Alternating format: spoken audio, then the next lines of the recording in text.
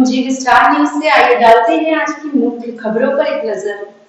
कानपुर में उत्तर प्रदेश सरकार के उप मुख्यमंत्री केशव प्रसाद मौर्य ने कहा कि इटावा की घटना में जिन लोगों ने गलत काम किया है उनके खिलाफ कार्रवाई हो रही है, लेकिन समाजवादी पार्टी के अध्यक्ष अखिलेश यादव ने जिस तरह से लोगों को बुलाकर अपने कार्यालय में सम्मानित किया, वो समाज में गलत संदेश जाता है। अखिल भारतीय स्तर पर यूथ मॉक पार्लियामेंट का आयोजन किया गया है, जिसमें कानपुर बुंदेलखंड क्षेत्र के उद्घाटन कार्यक्रम में मुझे आने का मौका मिला।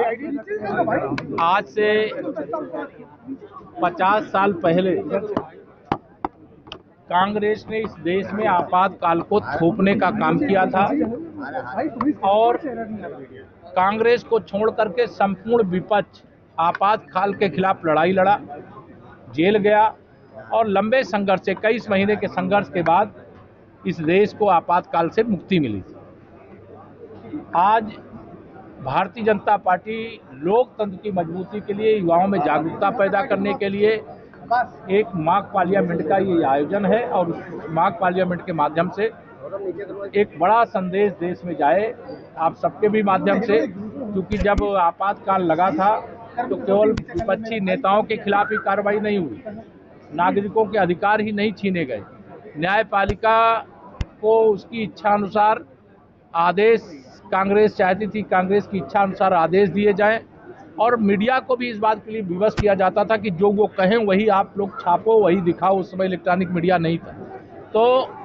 ऐसी परिस्थिति से देश को बाहर निकालने का काम किया, क्योंकि भारतवासियों के खून की एक एक बूंद में लोकतंत्र बसा हुआ। जिस प्रकार से भारत की स्वाधीनता के लिए हमारे स्वतंत्रता संग्राम सेनानियों ने अंग्रेजों के खिलाफ लड़ाई लड़ी, उसी प्रकार से लोकतंत्र सेनानियों और देशवासियों ने कांग्रेस की पराधीनता से देश को मुक्त कराने की लड़ाई लड़ी थी और उसमें विजय प्राप्त की। आज मैं सभी लोकतंत्र सेनानियों का सम्मान करता हूं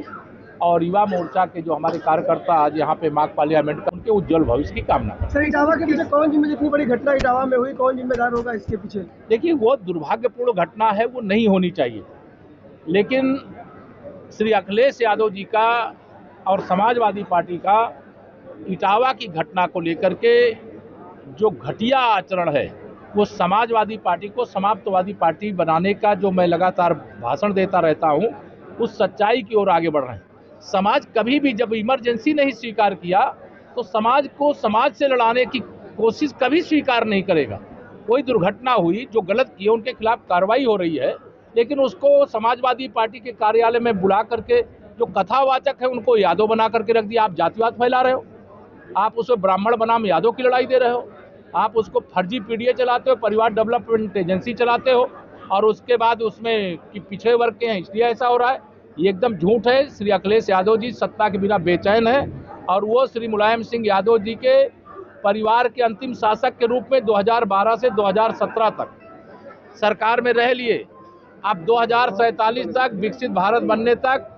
इस देश की सत्ता डबल इंजन सरकार के रूप में भाजपा को जनता ने सौंपने का और देश को विकसित करने का,